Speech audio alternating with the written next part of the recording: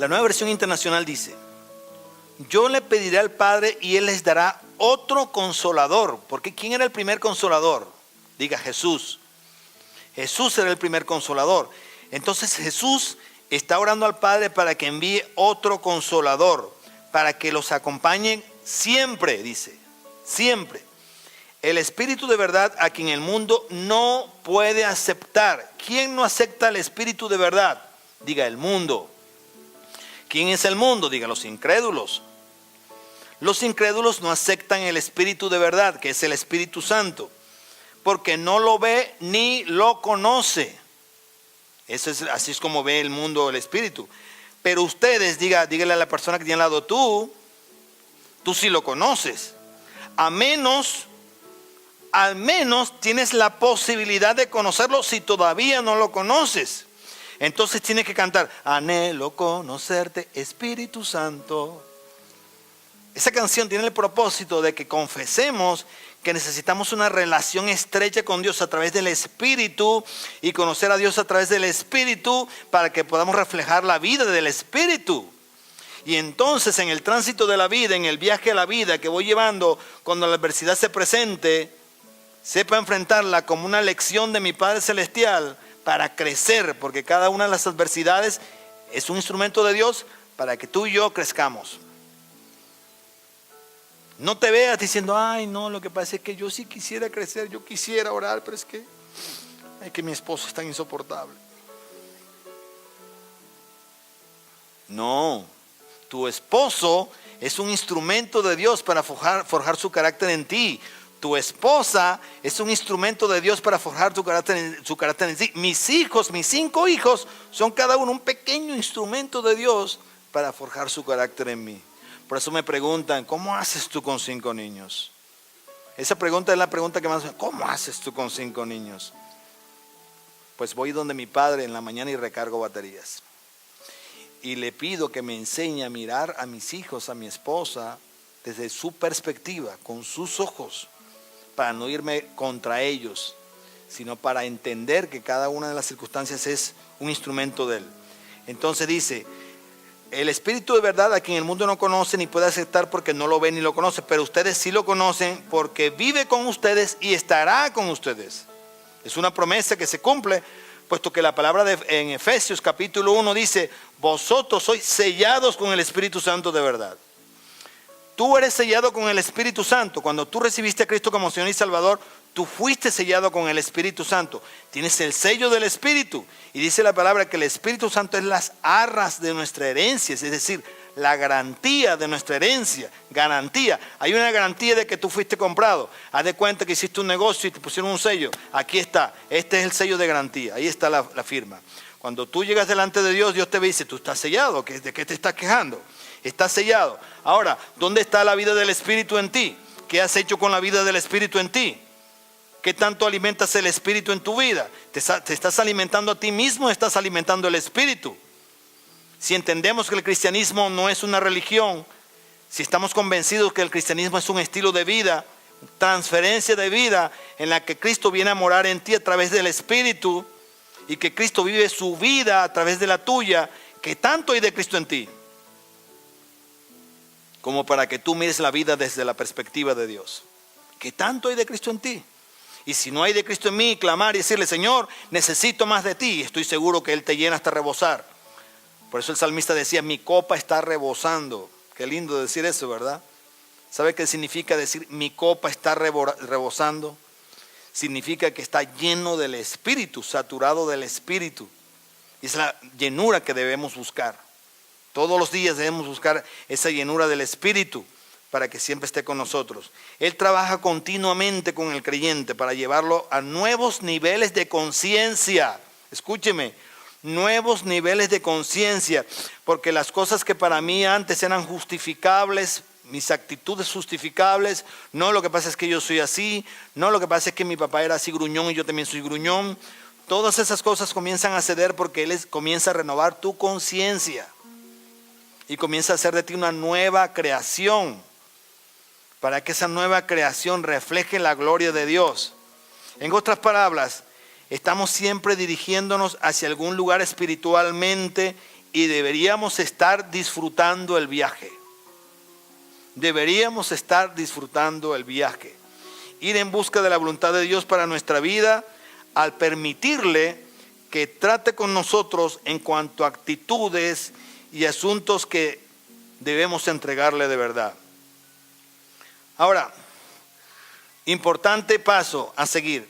Aprende a buscar la siguiente fase de tu viaje. Aprende a buscar la siguiente fase de tu viaje.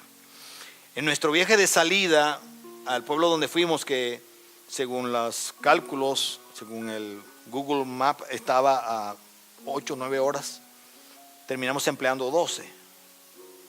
Por razón de que la highway estaba cerrada, estaban remodelando y había que desviarse un gran tramo, casi 2 horas, casi 2 o 3 horas, para poder llegar finalmente. Usted se imagina 5 niños dentro de un carro durante tanto tiempo. Hubo algunos desastres que no les quiero publicar por razones de... pero hubo algunos desastres. Pero hay algo importante que pasó con mi esposo y yo. Siempre mantuvimos el control. Siempre. En el momento que ya llegamos al pueblo donde íbamos, yo me bajé del carro y yo me fui un ratico para decir, Señor, ya. Porque era increíble lo que estábamos pasando. No encontramos a las personas que nos había rentado la cabaña. La dirección era de otro pueblo. Resulta que no era en el pueblo donde fuimos, sino era otro pueblo. Había que echar otro viajecito de unos 15, 20 minutos más. Fue algo al borde de la tragedia. Pero algo que aprendí en este viaje fue esto que les estoy diciendo. Y esto es aplicable no solamente para un viaje a BC, es aplicable en el viaje de la vida. Porque en el viaje de la vida tenemos que aprender a disfrutar de lo que Dios nos está enseñando, aún en la adversidad, más en la adversidad. Recuerda lo que Pablo decía. Pablo decía que él se gozaba se gozaba en la dificultad, porque sabía que en la dificultad Dios estaba obrando en él, y sentía el privilegio de que Dios estuviera agenciando en él poder para forjar su carácter. ¿Qué tal? Y decía, porque esta leve tribulación momentánea produce en mí un cada vez más excelente peso de gloria. Usted sabe lo que es decir leve tribulación momentánea, después que le metieron 40 cañazos en la espalda, después que lo apedrearon tanto que lo dieron por muerto, después de que naufragó y apareció por allí en la isla de Malta, lo picó una serpiente. Después de eso andaba orando por los enfermos y sanaban. Y decir, esta leve tribulación momentánea. Cuando alguien así dice, leve tribulación momentánea, es porque la gloria de Dios es tan hermosa cuando se experimenta que lo que pasó no es nada. ¿Quisiera arriesgarse usted? Aprendamos a buscar la siguiente fase del viaje. Miren lo que dice el libro de Mateo capítulo 11 versículo 29. Vaya conmigo allí, para que usted por favor se enfoque en la siguiente fase de su viaje. Libro de Mateo capítulo 11 versículo 29. Dice, llevad mi yugo sobre vosotros. Está hablando Jesús allí. Llevad mi yugo sobre vosotros y aprended de mí, que soy ¿qué? Manso y humilde de corazón, y hallaréis descanso para vuestras almas. ¿Quién lo está diciendo? Sabiendo lo que tenía que enfrentar. ¿Quién lo está diciendo que era criticado, rechazado, atropellado? Si alguien recibió rechazo en su vida fue Jesús, porque aún de su propia familia recibió rechazo. Si usted ve la familia de Jesús, sus hermanos creyeron en él luego de que él ya había muerto. Cuando fue a la cruz, solamente habían mujeres y Juan. El resto todos habían salido corriendo. Uno muy cercano lo había traicionado. Recibía rechazo y repudio de todo el mundo. Pero él decía esto, aprended de mí. Primero dice, llevad mi yugo sobre vosotros. Pero indagamos cuál es el yugo de Jesús. Y podemos llegar a la conclusión de que el yugo de Jesús es que tengamos el carácter de Cristo, es que seamos obedientes al Padre, es que nos sujetemos al Padre en todo lo que el Padre dice, es que el Padre pueda decir de nosotros, como dijo de Jesús, este es mi Hijo amado en quien tengo complacencia. tengo complacencia porque hace realmente mi voluntad, porque no está cuestionando lo que yo digo ni está maldiciendo su vida en razón de que no vive como quiere, sino que acepta cada circunstancia como una escuela de la vida para seguir adelante. Cuando usted hace esto, cuando usted toma el yugo de Jesús, cuando usted obedece de Jesús, cuando usted se sujeta a Jesús, cuando usted vive como Jesús, está permitiendo que el Espíritu Santo lo lleve de gloria en gloria, es decir, de grado en grado.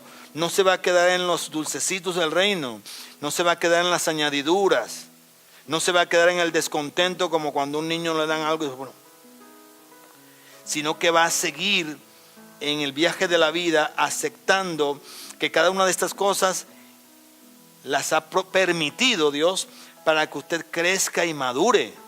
Entonces le va a pasar lo que dice 2 de Corintios capítulo 3 versículo 18. Vaya conmigo por favor. 2 de Corintios capítulo 3 versículo 18. Ustedes recuerdan hace 2 semanas, yo sé que ustedes tienen una excelente memoria y después de la enseñanza salen a documentarse más de lo que predicamos. Usted recuerda hace 2 semanas cuando hablábamos acerca de lo que la gloria, cuando la gloria de Dios cubría el rostro de Moisés, que él tenía que ponerse un velo. ¿Sí recuerda ese pasaje? Dice que Moisés bajaba con un velo porque la gloria, el resplandor de Dios afectaba a los habitantes de Israel, a los judíos. Entonces él se ponía un velo. Pero dice que esa gloria se fue disipando porque la ley también se fue apagando para dar paso a la gracia de Dios, al tiempo del Espíritu. Y dice la palabra, decía el apóstol Pablo, que si ese tiempo, si esa revelación, es decir, de la ley se manifestaba con tal gloria, imagínense, dice Pablo, imagínense la dispensación del Espíritu Santo, con qué gloria no vendrá. Dice así. Y dice el pasaje que en mención, dice, porque el Señor y el Espíritu, tengo una traducción sencilla, dice, porque el Señor y el Espíritu son uno mismo. Cuando usted se pregunte, pero ¿cómo así que Jesucristo es Dios? Que Dios es Jesucristo, las preguntas trascendentales que se hacía Euclides al principio. ¿Por qué la Trinidad? ¿Cómo así que 3 son 1 y 1 son 3? No entiendo. No se mate haciéndose esas preguntas. Usted va a querer hacerlas cuando llegue al cielo, pero cuando llegue al cielo no va a querer preguntar nada porque ya va a estar en la gloria de Dios. Usted no se mate. Dios es el Espíritu, Dios es Espíritu, Jesucristo es el Espíritu. Por eso dice, el Señor y el Espíritu son uno mismo. Y donde está el Espíritu del Señor hay que, diga, libertad, libertad. Y miren lo que dice el comentario. Y nosotros no tenemos ningún velo que cubra la cara. Hablando de Moisés, está haciendo referencia a Moisés. No tenemos ningún velo que cubra la cara. Somos como un espejo que refleja la grandeza del Señor, quien cambia nuestra vida. Gracias a la acción de su Espíritu en nosotros, cada vez nos parecemos más a Él. Tremenda responsabilidad. Pero es una labor que lleva a cabo el Espíritu Santo con nuestra cooperación. Cuando nosotros estamos dirigidos a que cada etapa de nuestra vida, que Él nos lleve de triunfo en triunfo, de gloria en gloria. Triunfo en triunfo no significa que usted va a tener siempre la nevera llena, que usted va a tener el empleo de sus sueños, porque muchas veces estas cosas son obstáculos para que usted realmente crezca espiritualmente. Si Dios necesita que usted pase por necesidades, con tal de forjar a Cristo en usted, Él no va a tener ningún problema en permitir que pase por necesidades. Pero si su enfoque está en crecer de acuerdo al plan de Dios, Dios se va a encargar de que las añadiduras simplemente sean eso, añadiduras para usted. Y cuando usted las tenga, las sepa administrar porque diga, esto no es nada. Esto no es nada, esto es una añadidura, esto no es nada. Lo importante es que crezcamos de acuerdo a como Dios tiene el plan para nosotros. Ahora, cualquiera que sea el lugar donde nos dirijamos, no llegaremos a este más rápido de lo que a Dios le tomará llevarnos. Dios no tiene afán. Dios se permite evaluar su trabajo. Si no, mire Génesis 1. Cada vez que Dios hacía algo, Él lo evaluaba y dice, y vio Dios que era bueno. Él evalúa su trabajo, ingeniero. Él hace un trabajo de ingeniería en cada uno de nosotros y lo evalúa. Él lo chequea y lo evalúa. Y hasta que no se da cuenta que está bueno, Él no pasa a la siguiente etapa. De manera que no se afane. No se afane. Ahora, determine disfrutar la vida. Determine disfrutar la vida. El término vida en Juan 10:10 proviene del griego zoe, que significa vida tal como Dios la tiene. Escúcheme bien, esto es muy importante. Zoe significa vida tal como Dios la tiene. La tiene el Padre en sí mismo y la dio al Hijo para que el Hijo la reprodujera en nosotros. ¿Cómo obtenemos nosotros esta clase de vida? Por medio de la fe en Jesucristo. Recuerde que nosotros provenimos de una naturaleza caída y que al tener una naturaleza caída perdimos todos los privilegios. Pero cuando nosotros confesamos a Jesucristo como Señor y Salvador y caminamos en fe en pos de Jesucristo e imitamos a Cristo como el modelo a seguir, entonces la calidad de vida de Dios viene a ser parte de nosotros, porque es la calidad de vida que el Espíritu nos enseña que debemos tener. ¿Cómo le parece? Calidad de vida. Dice la palabra ahí en Juan capítulo 10 versículo 10 que Satanás es un ladrón, ¿cierto? Pues bien, lo importante es que nosotros aprendamos a discernir el operativo de Satanás para robarnos el gozo de la vida. Porque si usted no tiene gozo en lo que está viviendo en este momento, y si usted se está quejando de las circunstancias, y si usted está, como hizo el pueblo de Israel, murmurar contra Dios y murmurar contra el mismo Moisés, si usted lo está haciendo, usted simplemente está negando el proceso de Dios en su vida y está permitiendo de hecho que el ladrón le robe. Y le está robando de pronto no lo material, pero le está robando el gozo del Señor, porque el gozo del Señor es nuestra fortaleza. En Juan 17, versículo 13, es un pasaje que hemos estado estudiando en otras ocasiones. En Juan 17, 13, el Señor ora por nosotros. Él ora por sus discípulos, pero hace una oración extensiva que nos alcanza a nosotros de hecho. Dice, voy a leer para ustedes la traducción del lenguaje actual, un lenguaje que es sencillo. Dice, ahora regreso donde tú estás. Le está orando al Padre. Ahora regreso donde tú estás. Pero digo esto mientras estoy en el mundo para que mis seguidores sean tan felices como yo. Esa situación de felicidad no es emocional, es el gozo, que es algo espiritual. ¿Quién lo está diciendo? A puertas de la muerte. Después de haber muerto y padecido, perdón. Luego dice, luego quiero finalizar con algo que Dios planteó desde el principio, que está en el libro de Deuteronomio capítulo 30 versículo 19. Deuteronomio 30, 19, Dios les plantea a los de la época y nos plantea a nosotros la posibilidad de escoger hacia dónde vamos a seguir. Nos plantea la posibilidad de escoger entre la vida y las bendiciones y el mal y las maldiciones. Dice así, el cielo y la tierra son testigos de que hoy les he dado a elegir entre la vida y la muerte, entre la bendición y la maldición. Yo les aconsejo a ustedes y a sus descendientes que elijan la vida. ¿Qué eliges tú? Es mi pregunta. ¿Qué eliges tú? Existen muchas bendiciones disponibles para los hijos de Dios, pero yo le invito a usted como iglesia, yo te invito a que cuando escuches la palabra bendición, no te enfoques en lo material, porque eso es lo de menos. La verdadera bendición está en el carácter de Cristo. El carácter de Cristo nos hace administradores. El carácter de Cristo nos da sabiduría. El carácter de Cristo nos da la dirección para saber tomar decisiones en los momentos más difíciles, porque Él es Dios. Ahí están las bendiciones. Los israelitas deambularon por el desierto durante 40 años, cuando el libro de Deuteronomio capítulo 1 versículo 2 señala que solo habían 11 días de camino. No sabían de geografía, no planificaron bien la ruta, no tenían GPS. No se trata de nada de eso. Simplemente no creyeron. Cuando ellos vieron la adversidad, a pesar de la promesa que Dios había dado de que enfrentarían ejércitos enemigos, de que enfrentarían ejércitos armados, pero que Él estaba con ellos, ellos deambularon por las fronteras, daban vueltas, se devolvían, retornaban, pero no entraban a la tierra prometida cuando estaba tan cerca. Y el libro de Hebreos capítulo 4, versículo 6, quiero que vaya conmigo a ese pasaje, porque ese pasaje nos da la conclusión de por qué ellos no entraron.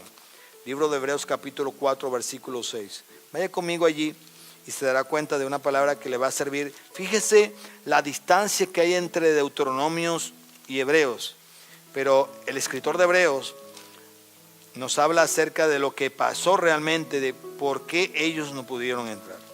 Libros de Hebreos capítulo 4, versículo 6 dice así: por lo tanto, puesto que falta que algunos entren en él, y aquellos a quienes primero se les anunció la buena nueva no entraron por causa de la desobediencia.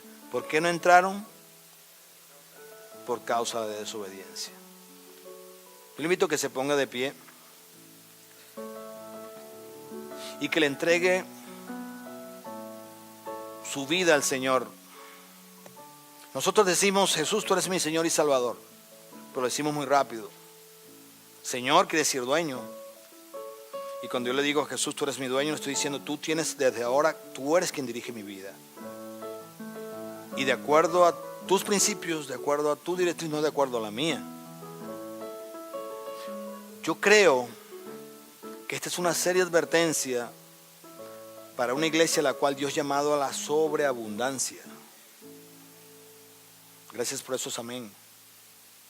Yo creo que si tú estás estancado simplemente en las añadiduras del reino, o enfocado en las mismas, o esperando simplemente las añadiduras, disfruta el momento, disfruta la etapa del viaje en la que estás, disfruta viendo el paisaje que Dios provee, disfruta la dificultad que estás pasando, o si le estás pasando, pero siempre proyectándote hacia el futuro. Porque si Dios quiere algo es que seamos visionarios. Si Dios quiere algo es que no nos quedemos estacionados simplemente en que yo sueño con Canadá entero. No soy yo quien lo va a hacer, pero yo sueño que esta ciudad completa se convierta. Yo sueño con servicios en los parques, yo sueño con servicios en casas, yo sueño con que cada grupo pequeño se riegue por toda la ciudad, pero solamente Él lo podrá llevar a cabo. Pero en el proceso que estoy viviendo ahorita, le predico a 40, 50 como si le predicara a 500. Me consagro al Señor cada día como si le predicara a 1000. Pastoreo y le doy gracias, dame Señor la sabiduría para pastorear y ser padre, como si fuera la última responsabilidad de mi vida. Porque quiero disfrutar donde estoy, camino a donde voy. Amén. Señor, te doy gracias. Te doy gracias por cada uno de los que está en este lugar. Te doy gracias, Dios de la gloria, por tu palabra, porque tu palabra es verdad. Por tus palabras de advertencia a través de tu Espíritu. Por tus palabras de amor, oh Dios de la gloria.